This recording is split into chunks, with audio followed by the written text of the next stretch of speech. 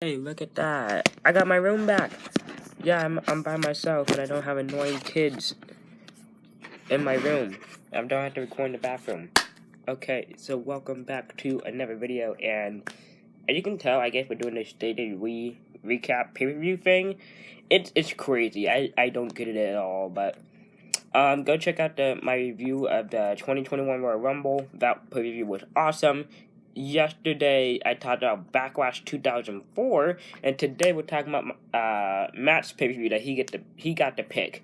He picked Elimination Chamber 2013. Oof, what a doozy this one was. So he picked it because Elimination Chamber was his favorite pay-per-view, and he just picked a random year, 2013. So let's get into this one. I don't think I'm going to go in match order, because honestly, I don't remember every match in order, and I'm sort of glad I don't. This was a weird show. But we got to start with Alberto Del Rio versus Big Show for the World Heavyweight Championship. And this was an okay match. It was a good match. Ricardo Rodriguez is entertaining as always. The story going into it, how Del Rio had never pinned Big Show. He won the title in a last man standing match, and he pushed the announcement table on top of him. And then Big Show duct taped Alberto Del Rio's hand to the ropes, because Alberto Del Rio did the same thing to him, or like duct taped his ankle so he couldn't stand. Very interesting stuff. So, but Alberto Del Rio retains his belt here, I believe by submission. But it's this is the last pay-per-view before WrestleMania 29.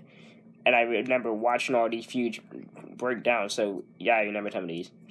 After that, we had Antonio Cesaro, when he actually had his name, who was the U.S. champion going against The Miz for the U.S. Championship. And it was a good match. Cesaro impressive always, even back in 2013, but the ending is a little head scratching. So Miz has Cesaro in the figure 4 leg lock.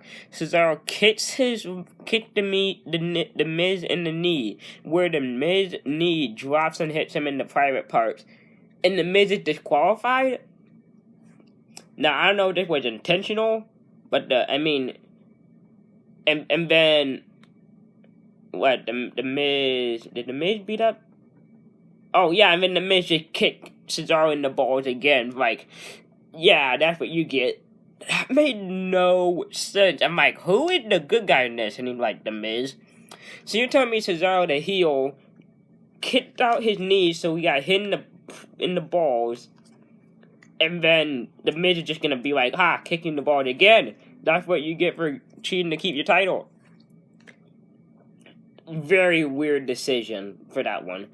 And then we have the only Elimination Chamber match. Okay, this was super weird. Okay, so first we have a backstage segment with Team Hell No, the tag team champion, Kane and Daniel Bryan.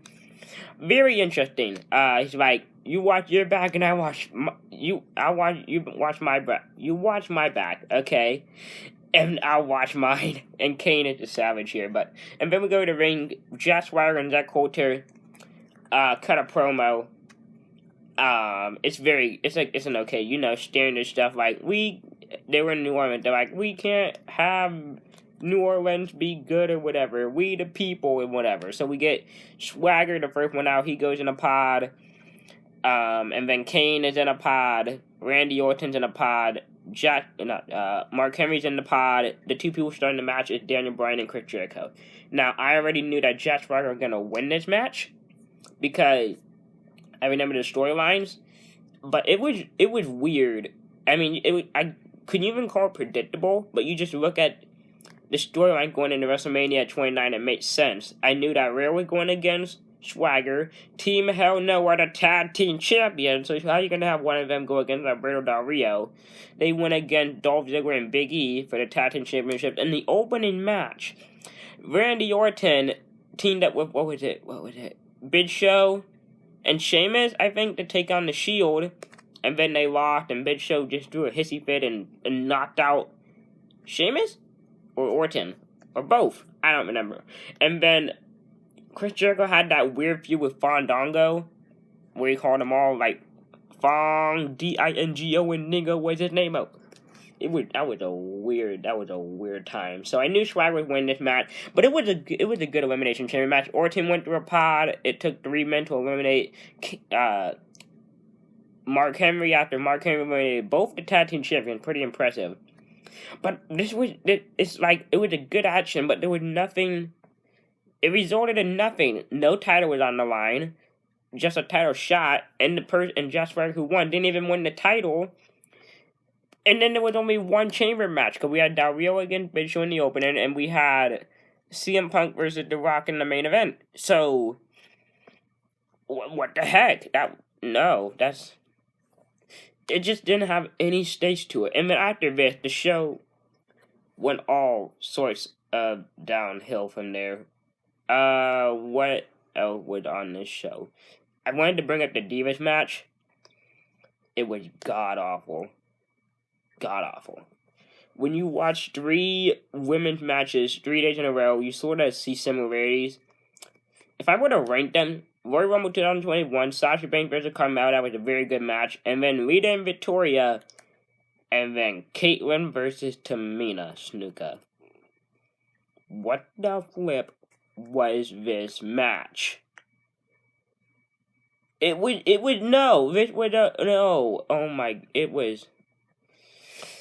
Caitlyn versus Tamina was an awful match. The Diva Championship, the whole thing, it was made just because Vicky Guerrero was talking to Caitlyn in the locker room and Tamina jumped her. So let's make a tag team match, not a tag team, a title match at the pay-per-view. No, it was not a good match whatsoever. Caitlyn won off the spear, thank God. But, oh my God, I rather would want to watch Lita, who's hotter than Caitlyn, than this match. Sasha Banks and Carmella was a pretty good match, though, but this was not it. We had an impromptu match, just randomly on the pay-per-view, where Dolph Ziggler was like, oh, I'm the best, I'm the greatest. And then we have Booker T come out there and he's like, you have a surprise match against Kofi Kingston for no reason. And, Dolph Ziggler won that? Yeah, Dolph Ziggler won the impromptu match. And then we had this weird backstage segment where we had the Funkadactyls and Tons of Funk talking about sweet tea. Or like, don't call me sweet tea. And they're like, come on, sweet tea. And I'm like, why is this a thing? And then we showed clips in the pre-show where we're Tons of Funk versus the Rhodes Scholars, Cody Rhodes and Damian Sandow, and I think Tons of Funk won the freaking pre-show, but no one cares. Anything else? What was after that chamber? I think the impromptu match was after the chamber, then the Divas match. I think that's everything. And then the main event. Oh, this triggers me to no ends. This match should have never happened. We all yeah, speaking of John Cena, we got the Shield versus John Cena, Ryback, and Sheamus. And this was an interesting match, a real interesting match. I mean, it was decent. Can I even call it a decent match? I mean, we started with a brawl before the match, but of course the Shield won. Ryback walked off in a huff. Sheamus got speared through the barricade.